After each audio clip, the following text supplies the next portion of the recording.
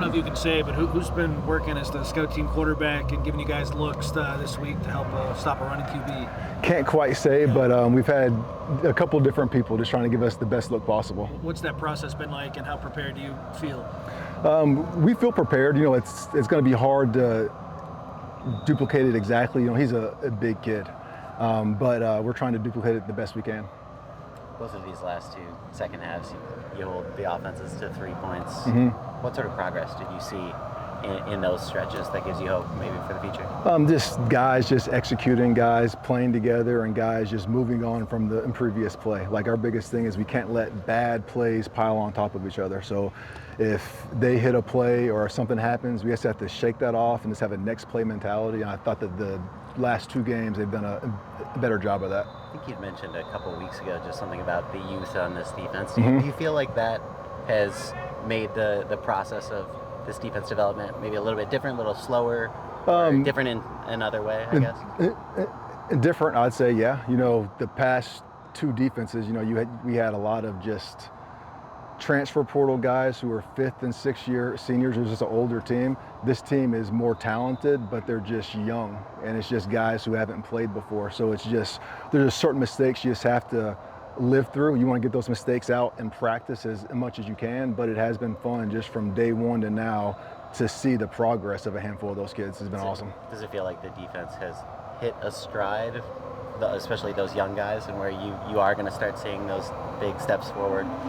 Yeah, like they've had a good couple weeks of in practice, and I feel like if we just keep on just stringing together just good plays after good plays, just keep on having a next play mentality. Our biggest thing is just stack days and stack weeks, and we can't be the same defense this Saturday that we were this past. We have to keep on getting better. Where have you guys made the most progress in maybe the last 5 weeks? Consistency. I would say a lot of the stuff you've seen all throughout the year, but it's just been spotty. It hasn't been consistent. And some of that is just with individuals, and some of that I think is just letting the previous play affect you. So I just think us having, again, the next play mentality has just helped us be more consistent. That's been the biggest thing. How has that consistency at cornerback specifically affected the whole defense? It's helped a lot. It gives us more confidence to mix up our coverages, to get in different looks. And there's times where you need to protect those guys, but then there's times where we feel like we can be in a little bit more of attack mode because those guys are holding up on the outside.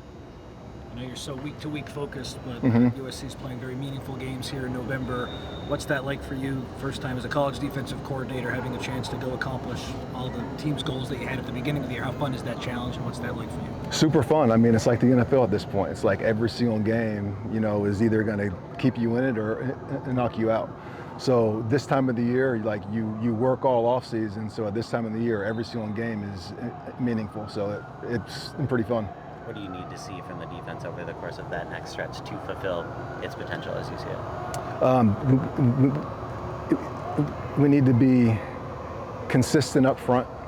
We need to stop the run. We need to limit big plays. I feel like when we do those things, we could be a really good defense. Now, it's easier said than done, but again, it comes back to just being consistent. What does Carlon Jones do that's gotten him to, Lincoln Riley used the word trending yesterday? I think he's earned our trust just in practice. He's someone that when he got here, he's had nicks. So he's been on and off the field. This is the longest he's been able to be on the field.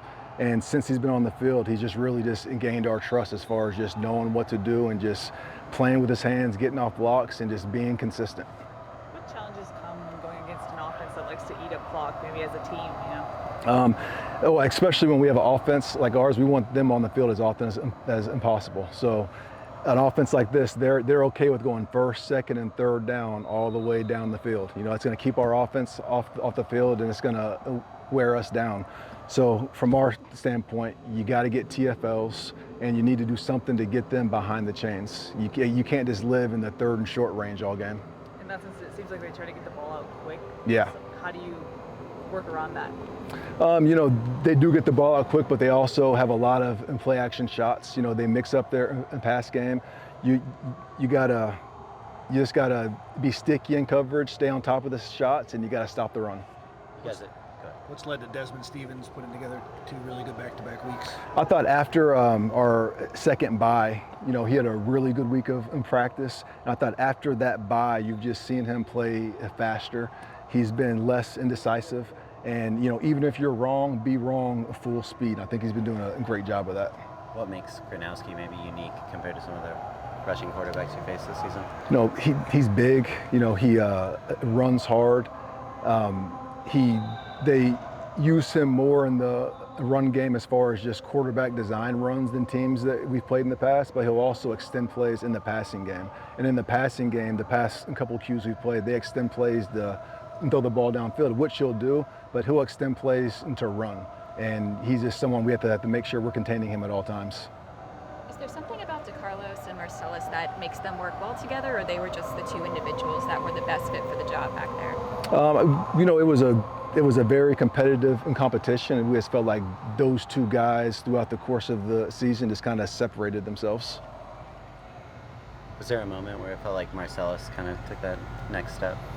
Yeah, I don't remember exactly what game it was, but there was a game where we'd been rotating the guys, and he was just playing well, so we were like, let's just keep him in there.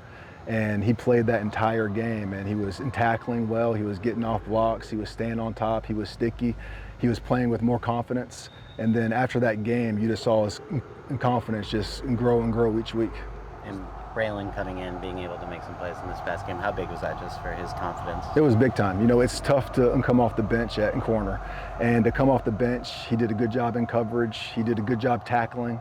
So I thought that was impressive. That's tough to do. Is there anything you can point to as to how the last 3 opponents have started games with touchdowns on their opening drives? Anything you can do differently moving forward? You know, we just have to execute better.